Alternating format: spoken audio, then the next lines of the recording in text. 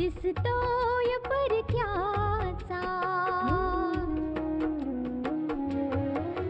आपुलाच चेहरासा दिसतोय परक्याचा, नसे सुटणार नाजूक गुंता दोष न चरख्याचा, फुले मी म्हटले जे होते पाहुणे ते, तरी आळवीत जाणे मी जीवन गाणे हे.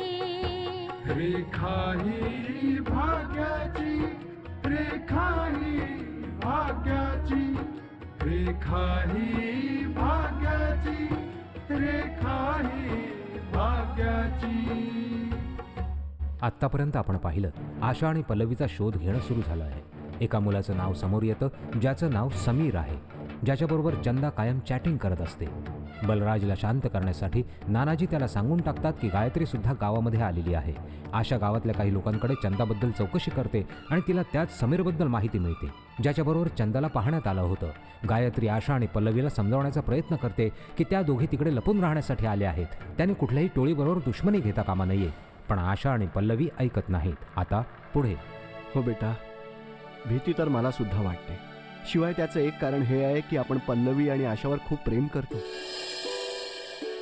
त्यामुळेच त्यांच्या असले विचार आपल्या मनात येतात. जाऊ दे गायत्री, मुली जे करतायत ते करू देत, जे होईल ते पाहून घेऊ. बरं, माहित नाही का आपण आज योगेश्वर भाईजींचा एक माणूस बोलवायला आला होता. योगेश्वर भाईजी हे कोण आहेत? लोक त्यांना आदराने भाईजी म्हणतात. त्यांच्याच हवेलीमध्ये आशाने सगळं पितळ उघडं पाडलं होतं मीडियाच्या समोर. ओ, बलराजच्या जुन्या ओळखीचे आहेत आणि पूर्ण गाव त्यांना खूप मानतो. आशा मलाही त्यांना भेटवण्यासाठी घेऊन गेली होती. खूप चांगला माणूस आहे आणि आशाने त्यांना ह्या सगळ्या प्रकरणाबद्दल सांगितलेलं आहे.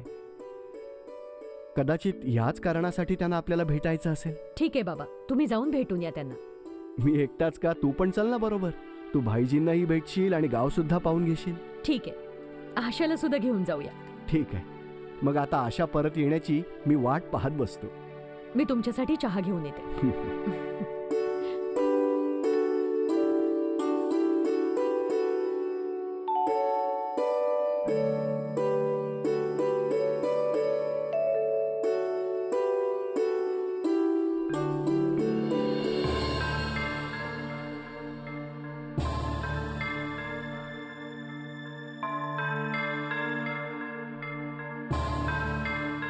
जुगनू काका, ह्या सगळ्या बातम्या ह्याच प्रकरणाशी जोडलेल्या आहेत. वेगवेगळ्या प्रकाराने मुलींना घरातून पळून जाण्यासाठी भाग पाडण्यात आलं. तुम्हाला माहितीये इथे आजूबाजूला कोणकोणती गावं आहेत?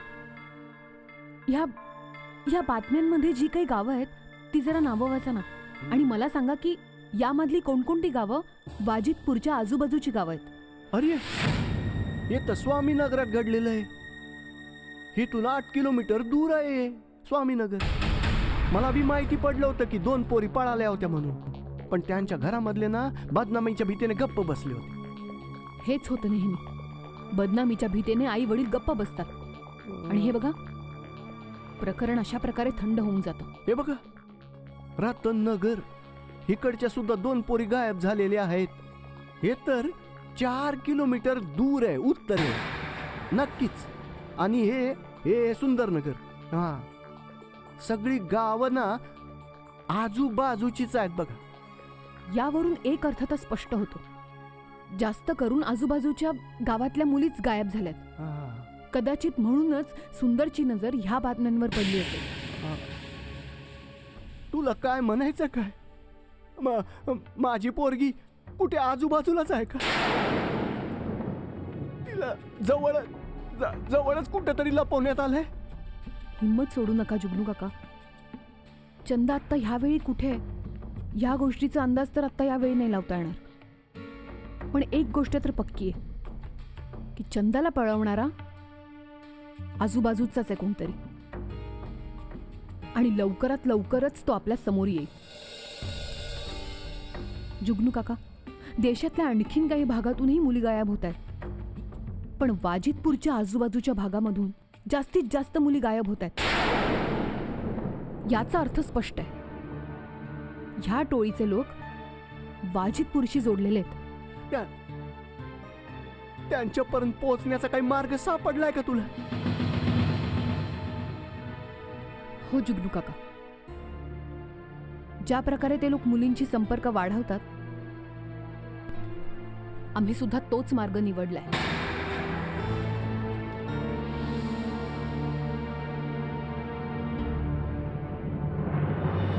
आपण विचार करतच राहिलो आणि गायत्रीची तिकडे पोहोचल्या सुद्धा.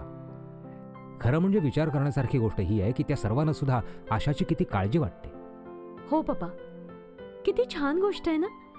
गायत्री आंटी आशाच्या सावत्र आई आहेत, पण आशाला सांभाळणं त्यांना स्वतःची जबाबदारी वाटते. बघा ना, त्या तिकडे गेल्या सुद्धा लगेच. खरं म्हणजे ही जबाबदारी आपली आहे, आणि हे जे काही झालंय ना, डॉक्टर अपर्णामुळे झालेलं आहे.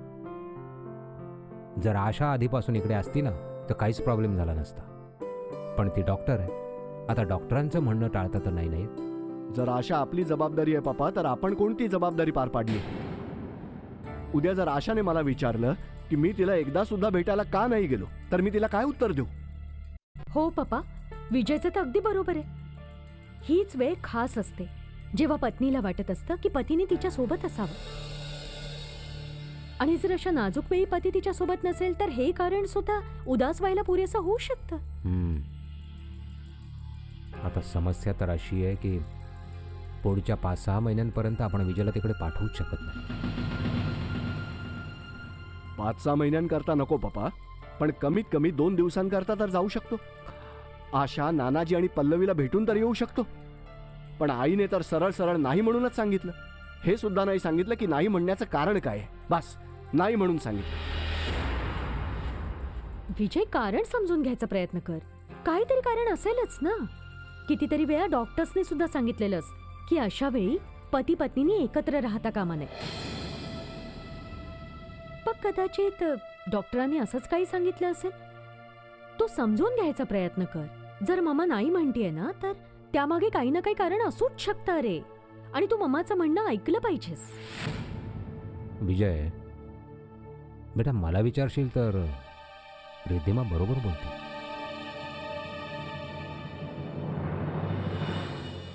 या या या या बसा बसा बसा.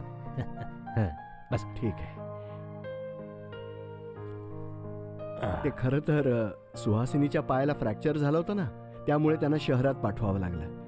त्यामुळे हिच्या देखभालीसाठी कुणीतरी यायला हवं होतं, तर हिला बोलावलं. होय होय हो, तुमच्यासारख्या जे येण्या जाण्यानंतर गावाचा जिवंतपणा कायम राहतो. भाईजी, दिवस निघून जात आहेत, पण चंदाच्या बाबतीत अजून काहीच माहिती मिळालेली नाही. मी स्वतःच या बाबतीत अस्वस्थ आहे, आणि त्यासाठी मला तुम्हा लोकांना भेटायचं होतं.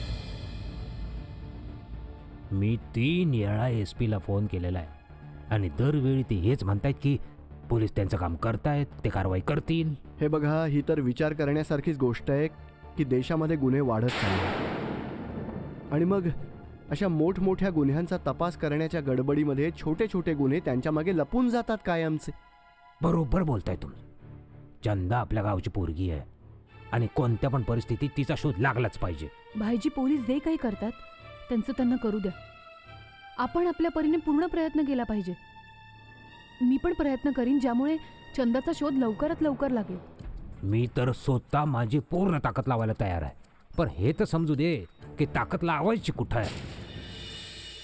पण ह्या प्रकरणामध्ये तुम्हाला कधी पण कुठल्या पण प्रकारची मदत लागू दे. तुम्ही दिवस रात्र न बघता माझ्याकडे येऊ शकता, मग माणसाची गरज पडो किंवा गाडीची. खूप खूप धन्यवाद. हे बघा, आशा तर स्वतःच्या परीने प्रयत्न करतेच आहे. आता यामध्ये यश कधी मिळेल हे तर परमेश्वरालाच माहीत. खरं आहे. आता ह्या गावामध्ये काय काय प्रयत्न केले जाऊ शकतात हे पण समजायला पाहिजे ना. जर दूर दूर राहणारे लोक आपल्या जाळ्यात अडकवण्यासाठी गावातल्या मुलींपर्यंत पोहोचू शकतात, त्यांच्याशी संपर्क साधू शकतात, तर मग आशा इथे राहून त्यांच्यापर्यंत का नाही पोहोचू शकत? ना, तुमचं सगळं म्हणणं बरोबर आहे. शिवाय माझ्या शुभेच्छा सुद्धा तुमच्या बरोबर आहेत. तुम्हाला या बाबतीतली कोणती बी गोष्ट समजली मला नक्की कळवा. ठीक आहे. अगं जानकी, काही सरबत बिरबत पाठव बाहेर. अरे तू असं कसं का बोलतो? हं? तू मला थांबू शकत नाही हं? मी इन्स्पेक्टर साहेबांना भेटल्या करी जाणारच नाहीये. अजूनपर्यंत माझ्या पोरीचा काही पत्ता लागलेला नाही आणि तुम्हाला थांबवतो म्हणजे काय? हं? इन्स्पेक्टर साहेब, माझ्या पोरीची काही खबर मिळाली का हो? काय कळलं का हो इन्स्पेक्टर साहेब? हे बघा, आम्ही पूर्ण प्रयत्न करतो. तुमच्या मुलीचा फोटो आजूबाजूच्या सगळ्या पोलीस स्टेशन्समध्ये पाठवलेला आहे आणि काही माहिती मिळताच आम्ही लगेच ॲक्शन घेऊ. माझ्या पोरीला शोधून काढा तुम्ही इन्स्पेक्टर साहेब. माझ्या पोरीला शोधून काढा तुम्ही. काही बी करून शोधून काढा तुम्ही. ती माझं जीवन आहे. तिच्याशिवाय मी जगूच नाही शकणार हो. मी तिचं आयुष्य बरबाद होताना नाही पाहू शकणार इन्स्पेक्टर साहेब. जर तिच्या बरोबर काय बरं वाईट झालं तर मग मी जिवंतपणीच मरून जाईन हो. इन्स्पेक्टर साहेब, काही बी करून माझ्या पोरीला शोधून काढा तुम्ही. हे बघा, प्लीज तुम्ही रडू नका. तुम्ही जरा धीराने घ्या. तुमच्या मुलीचा शोध आम्ही घेतोच आहोत. तुमची मुलगी नक्की सापडेल आपल्याला. तुम्ही धीराने घ्या जरा. हो, कसं धीराने घेऊ मी इन्स्पेक्टर साहेब? चंदाच्या जाण्यामुळे तर माझा धीरच खचून गेलेला आहे. ना शांतपणे झोपू शकतोय ना शांतपणे जगू शकतोय. काय करू सांगा हो, काय करू मी? सारखा चंदाचा चेहरा डोळ्यासमोर फिरत असतो बघा. इन्स्पेक्टर साहेब, ठाऊक नाही कुठं असेल. तुम्हाला तर माहितीच आहे इन्स्पेक्टर साहेब, माझी पोरगी प्रेमा भीमाच्या लपड्यामुळे नाही पळालेली. तिला जो कोणी घेऊन गेलेला आहे ना, तिचं आयुष्य आबाद करण्यासाठी नाही घेऊन गेलेला. आणि मी माझ्या पोरीचं आयुष्य बरबाद होण्याची खबर नाही ऐकू शकणार हो. तुम्ही माझ्या पोरीला वाचवा, काही बी करू. मी तुमचे उपकार कधीच नाही विसरणार. माझ्या पोरीचा शोध घ्या लवकर इन्स्पेक्टर साहेब.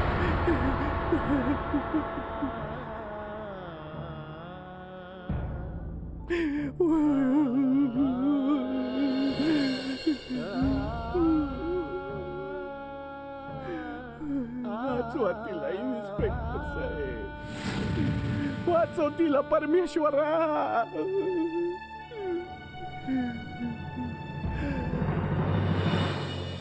हे बघा SP साहेब, की पोरगी जर कोणा मुलाच्या प्रेमाभिमाच्या लफड्यात पळाली असती तर ती गोष्ट वेगळी होती.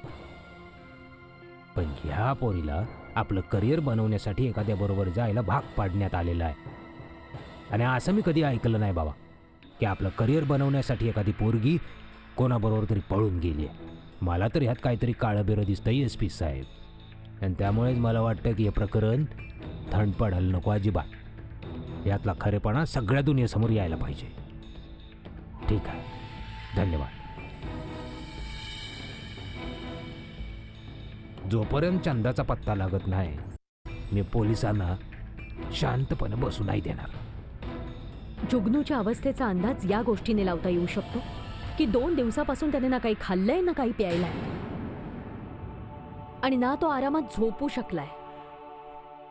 खरंय, काल रात्री जेव्हा मी त्याच्या खोलीत गेलो होतो ना, तेव्हा मी पाहिलं की तो वेड्यासारखा खोलीमध्ये फेऱ्या मारत होता.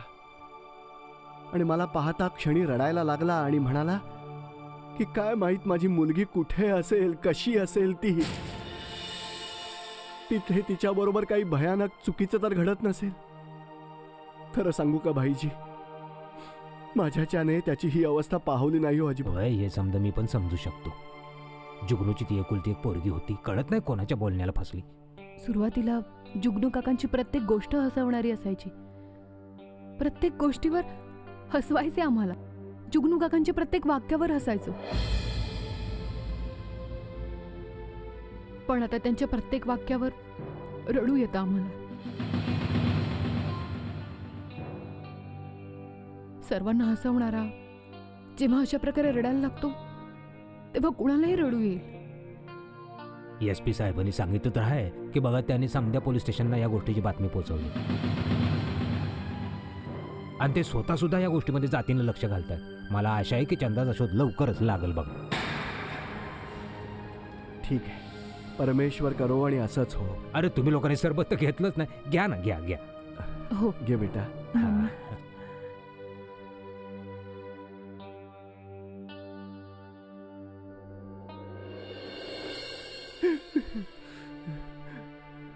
काका, कुठे गेला होता तुम्ही? अगं पोलीस स्टेशनला गेलो होतो, तिथूनच तर परत येतोय. काय सांगितलं पोलिसांनी? काय सांगणार, बोलतात की आम्ही शोध चालू ठेवलेला आहे. आजूबाजूच्या पोलीस स्टेशन मध्ये फोटो पाठवलेला आहे, हेच सांगताय. काका, ती लोक पोलिसांच्या या नॉर्मल इन्व्हेस्टिगेशनला खूप चांगल्या प्रकारे ओळखून आहेत. आता पोलीस स्टेशनमध्ये फोटो पाठवण्याचा काय उपयोग आहे? तो तर तेव्हाच पाठवायला हवा होता ज्या दिवशी चंदाला पळवण्यात आलं होतं. म्हणजे पोलिसांनी तिला ओळखलं असं, पकडलं असं आणि घरी घेऊन आली असती. आणि अजूनपर्यंत तर त्या लोकांनी चंदाला एखाद्या खास जागी पोहोचवलं सुद्धा असेल. रेखा ही भाग्याची. खास जागी म्हणजे काय? काका, त्याच जागी जिथे हे लोक त्या मुलींना कैद करून ठेवतात. म्हणजे माझ्या पोरी बरोबर काही चुकीचं वर्तन तर नाही ना करत? नाही काका, असं काही सुद्धा होत नसणार. जेवढी माहिती मला आहे ना, ते लोक मुलींबरोबर खूपच चांगल्या प्रकारे वागत असावेत. म्हणजे मुलींनी इझिली त्यांचं म्हणणं ऐकावं, त्यांनी सांगितलेल्या मार्गाने यावं, त्यांना चांगल्या चांगल्या गोष्टींचं आमिष देत असतील आणि त्यांना चांगल्या आयुष्याची स्वप्न पण दाखवत असतील. पण या पोरींकडून काय काम करून घेत असतील? काका, मला संशय आहे की मुलींचं स्मगलिंग केलं जाते. अहो, म्हणजे माझ्या चंदाला सुद्धा बाहेर पाठवून देतील? नाही काका, असं काही सुद्धा होणार नाही. एवढ्या लवकर हे सगळं नाही होणार. आपली चंदा थोडीच एवढ्या सरळपणे त्यांचं म्हणणं ऐकणार आहे. आणि बघा, आपण आपला पूर्ण प्रयत्न करतोय, म्हणजे लगेचच आपली चंदा आपल्याला परत मिळेल. आणि मला विश्वास आहे काका की आपल्या प्रयत्नांना यश सुद्धा मिळेल. ते तसंच हो, माझी पोरगी मला परत मिळू दे.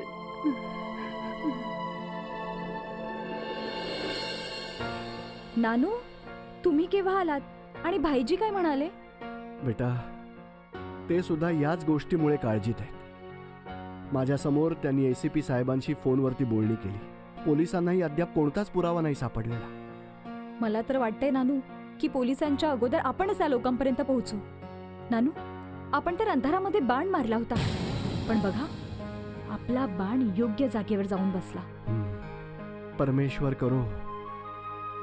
करो सगळं काही लवकर ठीक होते.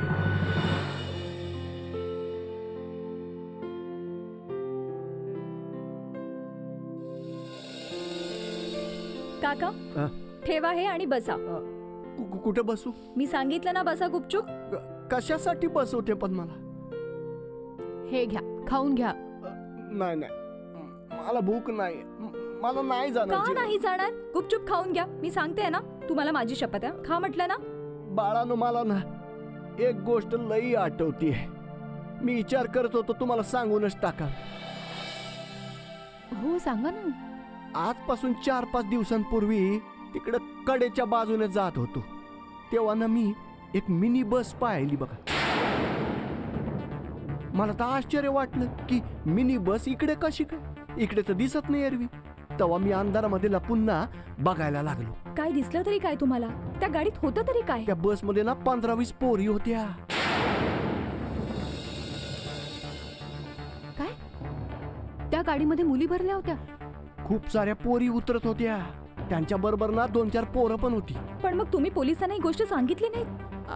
मला वाटलं की पिकनिक साठी आले असतील, त्यामुळे मग नाही सांगितलं. म्या घरी जाऊन झोपून गेलो.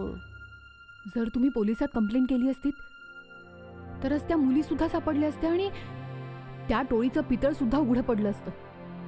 पण तुमच्या लापरवाहीमुळे असं नाही झालं त्यावेळी. हो बेटा, तुझ्यासारखे अजून कितीतरी असे लोक असतील ज्यांचं अशा गोष्टींशी काहीच देणं घेणं नसतं. अशा गोष्टींना पाहून ते त्याकडे दुर्लक्ष करतात. त्यांना असं सुद्धा नाही वाटत की अशा गोष्टी समाजासाठी खतरनाक ठरू शकतात म्हणून. हो जुगनू काका, जर तुम्ही त्याच वेळी पोलिसांमध्ये कंप्लेंट केली असती तर आज तुम्हाला तुमच्या मुलीकरता अश्रू ढाळावे नसते लागले. बरोबर बोलतीस. आता मला वाटतंय की बेपरवाई दाखवून लई मोठी चूक केली बघा. काका, आता जे झालं ते जाऊ दे. आता सर्व ठीक होईल. चला आता खाऊन घ्या थोडं. खा म्हटलं ना. जेवून घे म्हटलं ना. जेव.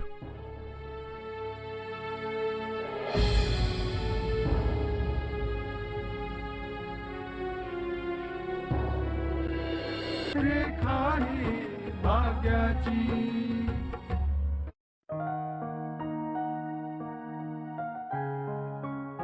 पाहिलंच आशा, आज तर समीर सकाळपासूनच मेसेज करतोय. पाहिलंच ना तू काय काय लिहिलंय त्याने? तू इथे ऍक्ट्रेस बनण्याची इच्छा दर्शवलीस आणि त्याने ऍक्ट्रेस बनवण्याची वचनं पण द्यायला सुरुवात केली. हो, लिहिलं तर हेच आहे की तो मोठमोठे ऍक्टर्स, प्रोड्युसर्स, डिरेक्टर्सना ओळखतो आणि त्यांच्या सकट फोटो पण पाठवलेत. पल्लवी, मी अगदी खात्रीने सांगू शकते की हे फोटोज ट्रिक फोटोग्राफीने बनवण्यात आलेले आहेत. कोणतीही गावातली मुलगी हे बघितल्यावर की मोठ्या ऍक्टर बरोबर ह्याचे फोटो आहेत, भरोसा ठेवेल त्याच्यावर. हो, तेव्हाच तर त्याने हे सर्व फोटो साईट्सवर नाही टाकले, फक्त मेसेजेसवर पाठवत आले. शिवाय आशा, शेवटचा मेसेज बघ त्याचा. त्याने लिहिलंय की काय आपण भेटू शकतो. Very good. पल्लवी, समीर मारवाशी भेटण्याची वेळ घेऊन टाक. पण काय वेळ घेऊ? कधी भेटायला सांगू त्याला? सकाळची वेळ नको घेऊस, त्याला शंका येऊ शकते. रात्रीची वेळ घे. समीरला सांग की सकाळी लपून बाहेर पडणं सोपं नाहीये, त्यामुळे रात्री 8 वाजता किल्ल्याच्या पाठीमागच्या मंदिरामध्ये भेट. ठीक आहे, आपण दोघी त्याला भेटायला जाऊया. मी आता त्याला मेसेज पाठवते. नाही पल्लवी, तू नाही येऊ शकत आणि ह्या अवस्थेत तर अजिबातच नाही. आशा, हे सर्व एकटी कशी काय मॅनेज करशील तू? पल्लवी, तू काळजी करू नकोस, मी सगळं नीट सांभाळेन. पल्लवी, तू त्याला मेसेज करून पहा, तो रात्री भेटायला तयार होतोय की नाही. आशा, आता तर तो ऑनलाईन नाहीये, पण माझा मेसेज मिळताच क्षणी तो मला लगेच रिवर्ट करेल. आणि तसं सुद्धा तो स्वतः म्हणतोय भेटूया म्हणून, तर मग तो भेटण्यासाठी नक्की येईल. आपण तर फक्त हा विचार करायचा आहे की उद्या करायचं काय.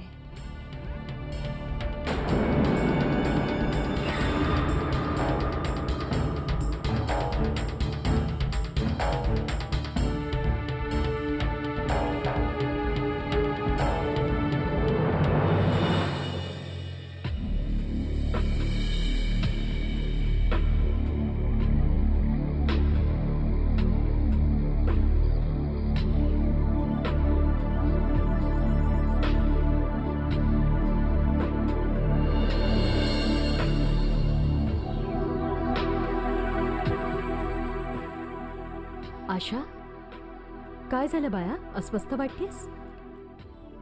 मम्मी, तो ज्याने चंदाला पळवून नेलाय त्याने मला भेटायला बोलवलंय. तुला? पण कशासाठी?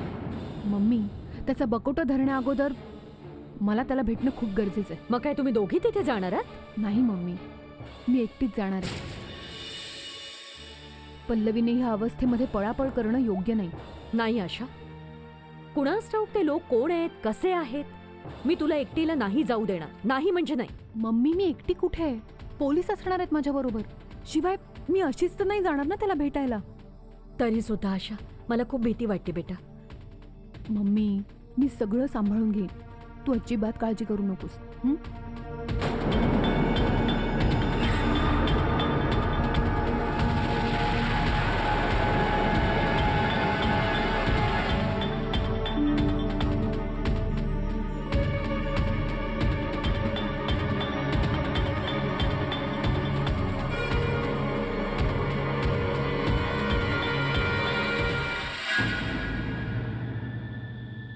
भेटायला तयार सुद्धा झालाय. आज रात्री मी त्याला किल्ल्याच्या मागे भेटते. ठीक आहे, मी सुद्धा तुझ्या बरोबर येईन. नाही नानू, मी एकटीच जाईन तिथे. कोण आहेस तू? मी सांगतो कोण आहे ही. ओळखतोस हिला? ही आहे प्रसिद्ध क्रिमिनल लॉयर आशा.